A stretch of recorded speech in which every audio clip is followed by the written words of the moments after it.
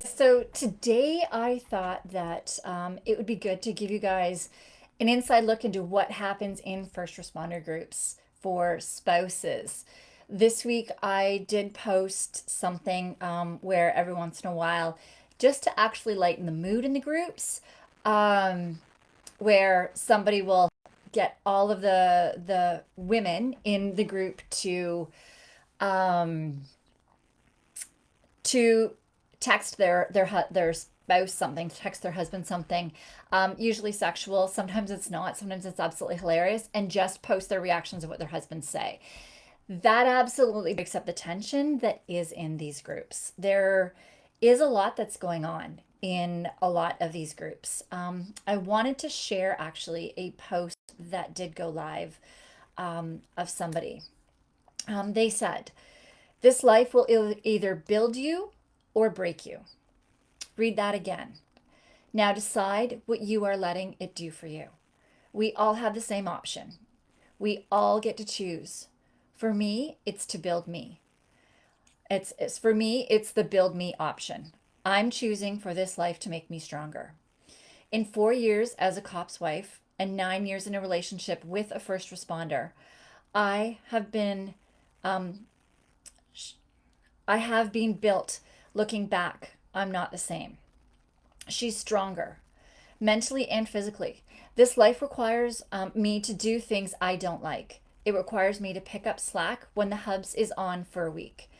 It's made me learn and grow to do things I used to view a man should do, or I just had no desire to learn because, well, I have a man. Ladies, God made us strong. Hello, we birth babies. So don't let this life break you. It's hard, but you are stronger than you think. Today, I own this bitch of a weed eater, like a damn boss. She had herself with a weed eater in the picture. When you own something like a boss, it sure does make you feel good. Could I have waited on the husband to do it? Yes. And he would have. But I can't and I won't depend on him. I need him and he needs me. But it's really about learning and growing and doing hard things again that that let this life build you. I pray I never have to do this life alone.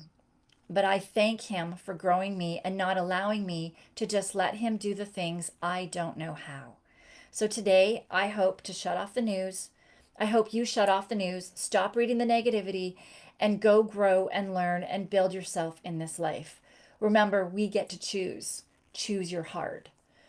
So here's the thing, being a spouse of a responder is hard. It just is. Being a responder is hard. It is for both of us. And in these wives groups, it's very fascinating seeing the difference of a lot of the newer wives. I mean, this spouse has been in only 4 years, but she did have a long relationship with her husband before that. So she gets a grasp of it. But very fascinating when we go into these groups, we see the ones that are just getting married or just in new relationships with spouses, and they think that it's all great. I mean, the danger, the excitement, all of these things. But as they're going through the stages, they start seeing how hard it is. This past year has been so hard for many of them, uh, just with all the negativity and worrying about your safety. We're worried about our husbands, our spouses. And it's really hard. They don't want to ask. There's that line between sometimes not wanting to ask you what's bothering you, but also knowing that it's affecting you and coming in between your relationship. There's a lot of things that we have to deal with as spouses. I always call it solo parenting. It's not being a single parent because I do have my husband there when he can be. But I am often solo parenting. My husband, for 3 or 4 years, did an 8 on, 6 off. So for 8 days straight, I was every single morning with my kids. I'll wake up, everything. I was after school pickup. I was all the way until bedtime because of his shifts. He was either sleeping or not home when the kids were awake. He didn't get to see them much, which was horrible for him. But on my end, I was solo parenting, doing absolutely everything. It's hard. It's hard with all the pressures that have happened this past year. Um, Especially, I've never felt hate. We're in Canada. and the hate is up here, that I can't imagine what those of you south of our border are feeling. I mean, in these groups, what these wives are experiencing and going through, some of them, their houses have been trashed, their cars have been trashed if their husband parks um, a patrol vehicle in their driveway. They fear for their kids and child safety. Like there's a lot of different factors that have even come in the last year. Um, and the thing is that these wives, some of them have open communication with their husbands, where they do talk about these things, where they talk about it with one another. They are supports for one another. But there's others that talk about how there's a big disconnect. They don't talk about any of these things with one another. And we see quite a divide in how one relationship's thriving and one isn't. It is hard to say to your spouse, holy crap, I'm exhausted. Because I know that my husband is working ridiculous shifts, ridiculous hours. I mean, crap, he just found out that Saturday is supposed to be his day off, but there's 3 protests starting at 9 a.m. and the last protest starts at 7 p.m. So who knows when he's going to get home on his day off, which means I now have the kids and everything at home. And it's hard for either of us to say sometimes, hey, I'm exhausted. But we've learned that it's okay to do that now. It's okay to say, hey, crap's happening at work. I hear a lot of stuff from you guys, um, a lot of tragedies, I hear your worst days. And so sometimes I need to unload some of that on him. Sometimes he needs to unload some of his stuff on me. And we also both are there with one another and we're like, hey, maybe you should go to talk to somebody about this. So we have each other's backs in this, but there are so many spouses in these groups that I am a part of where they don't have that. They're afraid to ask you. They're afraid because of different things. They're afraid of rejection. They're worried as to why you don't want to tell them and open up to them. Part of them is also afraid of what you're going to tell them because they know of the travesties of the job. And straight up, some of these wives are not strong enough to handle it. They aren't. Um, and that's either something that they need to dig deep, and in these groups, other wives are helping them learn how to dig deep and learning how to get the reserves and get the strengths that they need in order to have a successful relationship with you. But it's a two-way street. It's an absolute two-way street where you both need to go together on communicating, being vulnerable. I mean, there's days where my husband and I look at each other and we're both just absolutely exhausted, and we're like, okay, what is the easiest thing that we can get on the table right now for us to have food and sustenance? And then we are just going to together put those dishes away, and we tell the kids we're sitting on the couch the rest of the night. We will flat out tell our kids that. And this is the thing though, it's communication, and we've gotten to that point we never used to. We used to go around each other feeling bad that we knew that the other one was doing so much on their own or in their jobs that any downtime we had, we spent trying to help and fix and do. But the to-do list is never going away. It's never going away. We figured out ways. We bring in, we have a cleaning lady, which took my husband a few years to talk him into it, and now he would never go back. That has given us so much time back with our kids, our family, and time to just relax and reset, that we would not give that up. There's other things too that we do at home, which we could talk about another day if you guys are interested. Let me know if you are, about ways that we do make things easier in our home. But in a relationship with your spouse, there needs to be that communication. And so that's where the first part is I just want my first point to be that sometimes they're not asking you because they're afraid of rejection. They're afraid of what you may want to say. Um, they're they want to be there for you. They're afraid of your reaction because sometimes many of you, most of you that do come to us, have that short fuse, and we don't know when that's going to be. Many houses don't know what mood you're going to be when you're walking in and being on eggshells. So they don't know how to react, when to ask a question, when to not ask the question. That sometimes it needs to start from you guys. It really does, in order to open these conversations. And which also leads me to my second point, where sometimes they're struggling so much as well that they may have the same symptoms. I know I did. I had the short fuse. We called her Medusa. My husband didn't know when he walked in a room who he was going to see, me, who's usually calm, rational, things go off my back, or Medusa, who blew up over him smiling. Like he could just look at me the wrong way and I would explode on him. He didn't know who he was getting at times.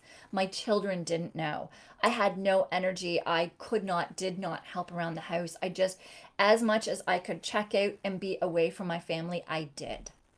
So you may also be in a relationship where this is happening. And I see this in the wives groups where they don't understand what's going on. They talk about it.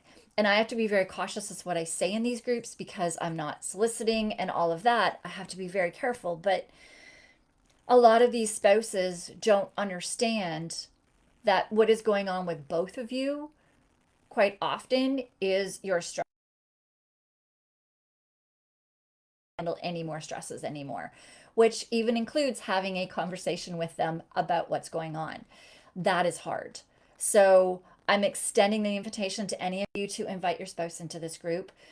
We find in our program as well that when we are giving out the lessons to the responder, we also offer to give them to the spouse as well, and they can't believe the difference of their spouse just getting these lessons, that they start understanding that a lot of these things were out of your control and out of their control. They start seeing them in both of you. They start making changes as well. It starts opening up these conversations where you're like, whoa, okay, we're realizing that we are stressed. What can we do about it? How can we do it? We start giving you tools. And the changes in relationships, once you guys are on the same page of understanding what is going on, is the start of building that solid foundation for you guys. The solid foundation that I do not see in all of these spouses in these spouse groups. These spouse groups have there are some women that are struggling to understand what's going on when you have that short fuse. They don't understand why you can't sleep or why you're not doing things with the family. They don't understand any of this. They don't understand as well why they're pushing and pushing and pushing, but it's a push from the start that they open their eyes in the day. They don't get the relation between anything of this. Alcohol comes in, all of these things come into play with it, and they don't see that relation.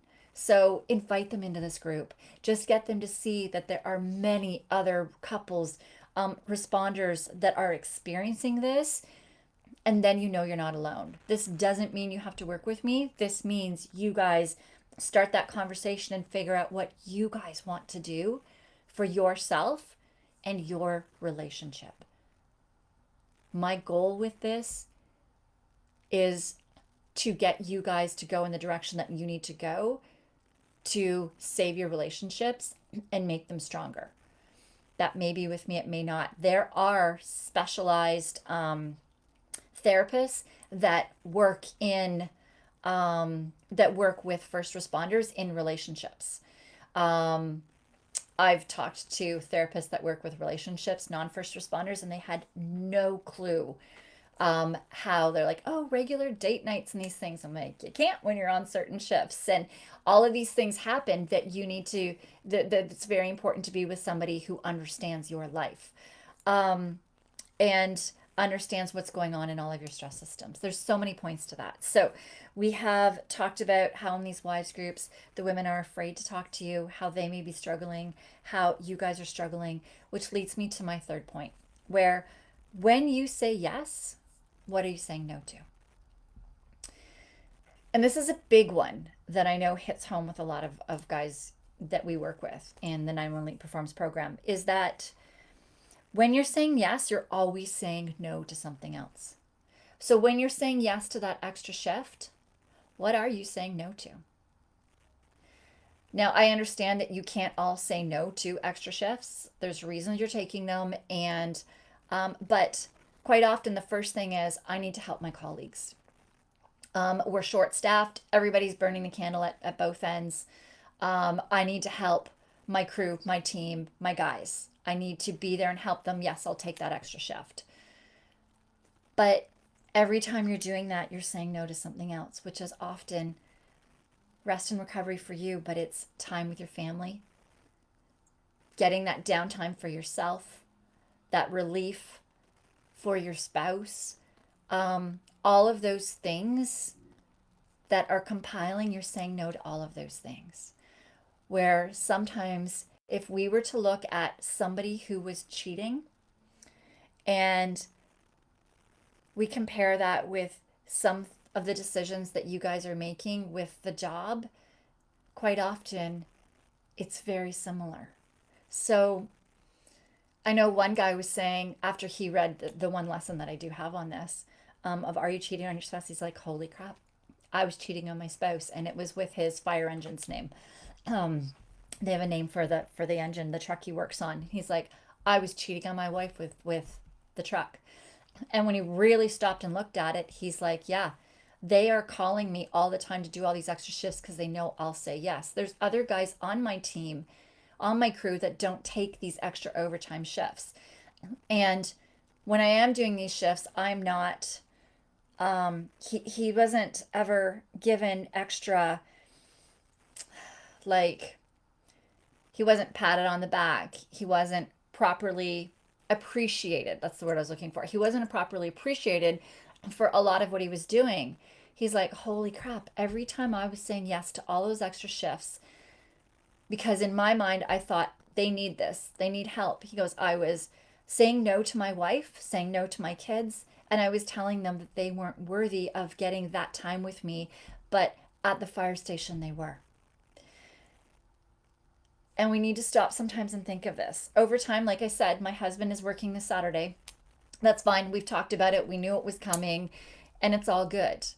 But we have really good open communication. Every shift before he does take it, we talk about it. And if there is something coming up, if I know I have deadlines, if I know that things are happening with the boys, we talk about it. We weigh the pros and cons. Sometimes we'll even talk to the boys and say, Daddy's been asked to do this. He knows he's missing out on this. Is there a way that he can make up for it? Or are you good if he goes to like your next game of this or whatever? We involve the kids in it as well. Because every time you do say yes, you are saying no to something else. And when you are saying no to work, you're saying yes to or saying yes to your family, you are saying no to things at work. There is those pros and cons. And we need to stop and really weigh them out and figure out in that specific situation which is most important for you to be saying yes to. It's not just a simple thing of, hey, will you do this? Sure, I'll go and do it. You're sacrificing other things. So really think about that. If you are saying yes, what are you saying no to? So just to recap everything we've talked about, some of these wives are stronger than you can give them credit for. They are holding up the fort at home, and they don't know what's going on with you. Opening up those lines of communication, and talking to them. You don't have to tell them about every single call that's going on, but sometimes, like, there's admin stress, there's crap that's going on with a colleague. You can talk to them about those things. And if you can't, then start asking yourself, why can't you talk with your spouse about that? They're supposed to be your person. So why not? And start figuring out how to solve that problem. The more that you ask yourself a question every single day, the more you start seeing ways to solve it. So start asking yourself every day, why do I not talk to my spouse about work? And you'll start realizing what those reasons are. The second thing we talked about is that you are struggling with sleep, most likely sleep deprived, short fuse, a lot of different health issues, motivation, brain fog, poor memory, all of those things. Your spouse may be also experiencing those. And when you are, communication gets tough. And then the last thing is when you're saying yes, what are you saying no to? All right. Let me know in the comments how often do you do overtime? Where do you put your family on things? Let us know, and reach out. and let us know how this helps. And definitely invite your spouse into this group. They are more than welcome. And the more that that helps to open up those channels of communication, the better things will be for you guys. So let us know how we can help. You need anything, you want to reach us privately, email us support@911lifestyle.com. We are not associated with any of your services. So anything that you, any questions you have, anything you want to know, let us know privately, and your service will never find out.